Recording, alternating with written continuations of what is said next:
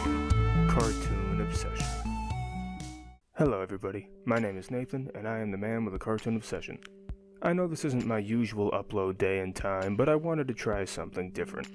I do talk about newer works of animation on this channel from time to time, but I don't usually talk about anything immediately after it comes out. However, I just stumbled upon a new cartoon while browsing on Hulu this morning, and I thought why not try talking about it while it's brand new. I'm not sure how often I'll do this sort of thing, but I think this will be an interesting experiment, and I hope you guys think so too. Now that I got all that out of the way, let's get into my review of the brand new cartoon, The Mighty Ones. The Mighty Ones is a cartoon that first aired on November 9th, 2020. It currently consists of 10 episodes, each one broken up into 2 segments, and currently there's no word on a second season. This is a Hulu original, and it is available on both Hulu and Peacock. The series was created by Sunil Hall, who previously served as the supervising director of Pickle and Peanut Season 2, and Lynn Naylor, who's been a part of many cartoons, from being the character designer for Samurai Jack to being a storyboard artist on The Mighty Bee. According to an article from Animation Magazine, this project was actually 8 years in the making. They started developing the pitch all the way back in 2012, and started working on the pilot at Nickelodeon in 2013. In classic Nickelodeon fashion, they dropped the project, and the show made its way to DreamWorks in 2016, and of course it finally made its way to streaming in 2020. The show follows a group of creatures that live in a yard and end up exploring this yard and finding all sorts of things within. It's important to note that the things that the humans do in their yard affect the main characters, and for the record, they keep both their yard and their house in terrible condition. They know what some objects are, like forks and hot sauce, but they have no concept of other things like a window or gum, for example. I don't know how they do know what a mirror is, but not a window, but I'm really nitpicking there.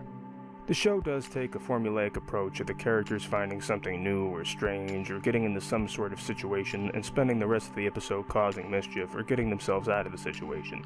That's not a bad formula for shows targeted toward children, though. Plus, they take some interesting angles with their episode plots.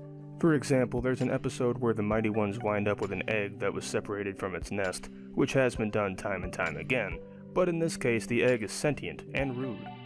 I will say though, some episodes feel like they're forcing the plot along instead of letting it flow naturally. Also, some of the episodes get really weird. Not bad, but just odd. They might not be for everyone. Now let's move on from the plot to the characters. Like I said earlier, there's a group of creatures living in this yard. I'll take a look at each of the 4 main characters. The leader is Roxy, who is obviously a rock, or I guess technically a pebble, and she is also the leader of the group. She's a little headstrong and overbearing as a leader, but she doesn't come off as rude, at least not on purpose. She's usually the one who comes up with the plans, and I would say she's the smartest one in the group, but I don't think that's accurate. Then there's Roxy's best friend, Very Berry, or just Berry, who is a strawberry. She's the wild one of the group.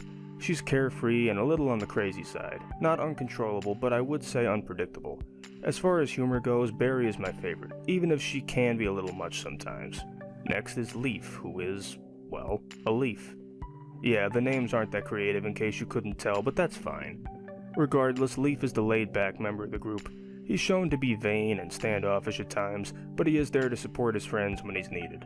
I thought I wasn't going to like him very much, and while he's the weakest of the 4 in my opinion, I still think he's a solid addition to the cast. Finally, there's Twig, who's, well, do I even need to say it? Twig is Leaf's brother and the cautious member of the group. He doesn't want to go through any of the others' plans without thinking them through. He's also the one who gets forgotten about, ignored, and taken advantage of.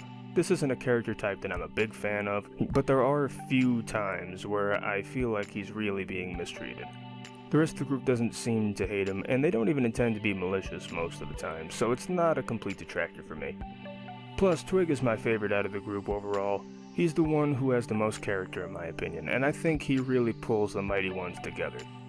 All of the main characters are a bit inconsistent when it comes to common sense.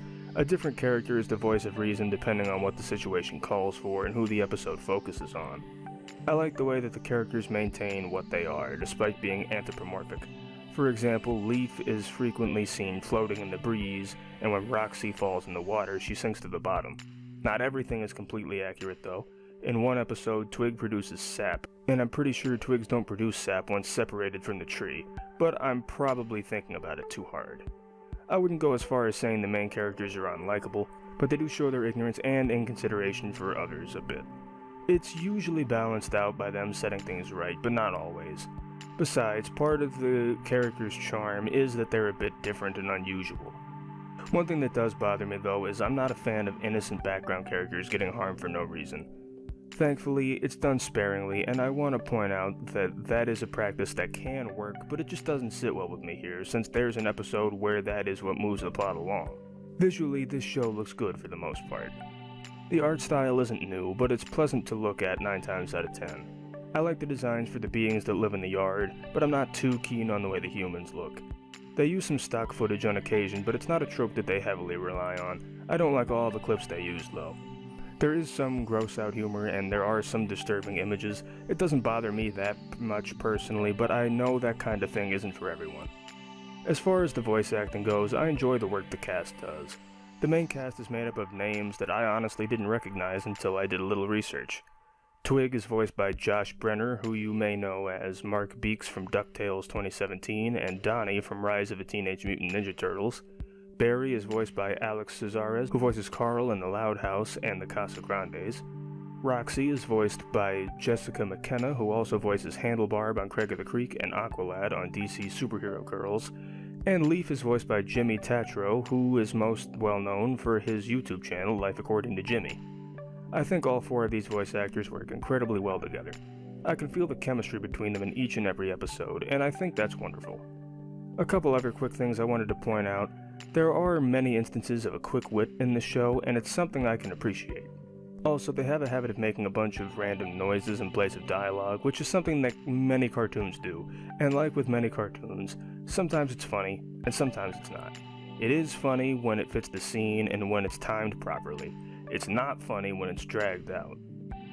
So, what do I think of The Mighty Ones as a whole? To be honest, it's a show that I was not big on at first, but as it progressed, I warmed up to it. It's not perfect, mind you, not even close. I do have issues with it like I mentioned previously, but while they did make several decisions I didn't agree with, the show never became unenjoyable for me. I think it's fun and charming. It's not a completely new idea, but I like the different takes the show utilizes. It was a pleasant surprise, and I encourage you guys to check it out for yourselves. Overall, I give The Mighty Ones a 70 out of 100. This was a fun experiment. Let me know what you guys think of me talking about these works in a more timely manner, and of course, let me know what you think of The Mighty Ones. Thank you guys so much for watching the video. If you have any other cartoons, anime, or other animated works that you want me to talk about in the future, please let me know. After all, it's not my channel, it's our channel. Don't forget to like, comment, subscribe, and feel free to check out my social media pages, audition for an outro, and join the official Cartoon Obsession Discord, the links for all of which are in the description below. Thanks again for watching, and I'll see you all next time. I'm Paradise, and thank you for watching Cartoon Obsession.